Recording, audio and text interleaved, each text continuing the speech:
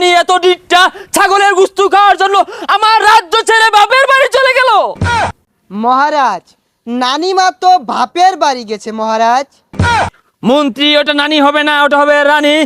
মহারানী এই ঈদে ছাগলের গুস্তু খেয়ে পাতলা পায়খানা হয়ে ছেউরুচ্ছে। না, এ হতে পারে না। সাবধান, মহারাজ হাজির।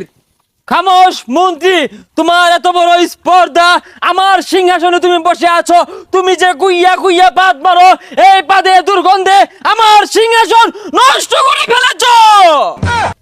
মাফ করবেন মহারাজ, এই সিংহাসনটা মহারাজ খালি পড়েছিল, তাই আমি একটু বসেছিলাম মহারাজ।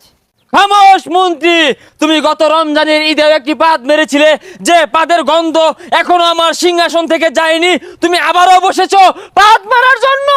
মহারাজ, এই কুরবানি ঈদের দিনে বাজে একটা কাজ করার জন্য ক্ষমা চাচ্ছি মহারাজ। এবারের মতো তোমাকে আমি মাফ করে দিলাম।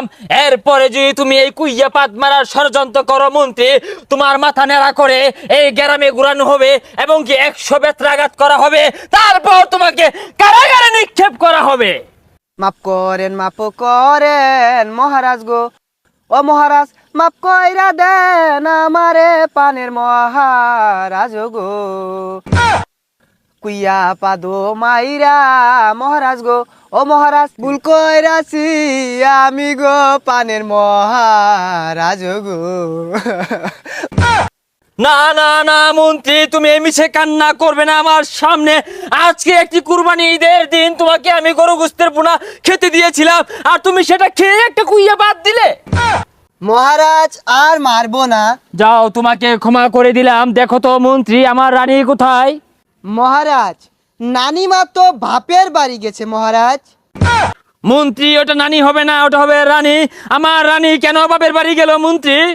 মহারাজ, আমি যদ্দূর জানি রানীমা বাপের বাড়ি গেছে, তার বাপে কুরবানি দেওয়ার জন্য 1300 টাকা দিয়ে একটা ছাগল কিনছে, আর সেটার গুস্তু খাওয়ার জন্যই বাপের বাড়ি গেছে মহারাজ।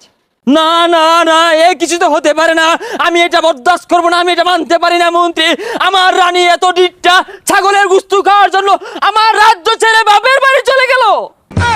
মহারাজ, প্রত্যেক ঈদেই মেয়েরা তার বাপের বাড়ি ঈদ করতে চায়, আমার মনে হয় রানীমা এজন্যই চলে গেছে। শোনো মন্ত্রী, তুমি আমার রাজ্যের প্রত্যেকটি অলিতে গলিতে ডাক ডোল পিটিয়ে ঘোষণা করে দাও, ঈদের দিন কোনো নারী তার বাপের বাড়ি যেতে পারবে না। ঈদের দিন নারীরা যদি বাপের বাড়ি চলে যায়, তাহলে আমাদের পুরুষদের অসুবিধে হয়, মাঝে মাঝে রান্না করে খেতে হয়। ঠিক আছে মহারাজ, আমি ঘোষণা করে দিব। কি রাজাটা হয়েছে, একটা কুরবানি দিল না, রানী বাহির বাইর যাইতো না, কই যাইব? ওহে সেনাপঙ্খী, আদেশ করুন মহারাজ। খামোশ ওহে মূর্খ সেনাপঙ্খী। ওইটা মরা হাঁস কেন হবে? আমি হলাম এই রাজ্যের মহারাজ। ওই একই কথা, আদেশ করুন। সেনাপতি, আমাকে ভিতরে যেতে দাও। সেনাপতি, আমি যে রাজা মশাইয়ের কাছে এক দুঃখ সংবাদ নিয়ে এসেছি। মহারাজ, এক দূত এসেছে, তাকে কি আমি ভেতরে প্রবেশ করতে দিব মহারাজ?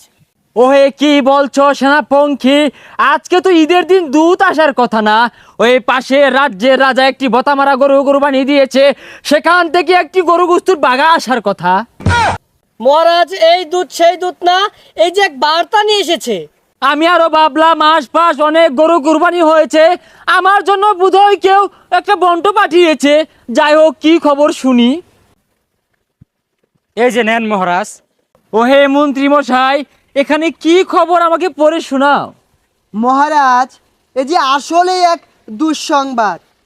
মহারানী এই ঈদে ছাগলের গুস্তু খেয়ে পাতলা পায়খানা হয়ে ছেউরুচ্ছে। না, এ হতে পারে না।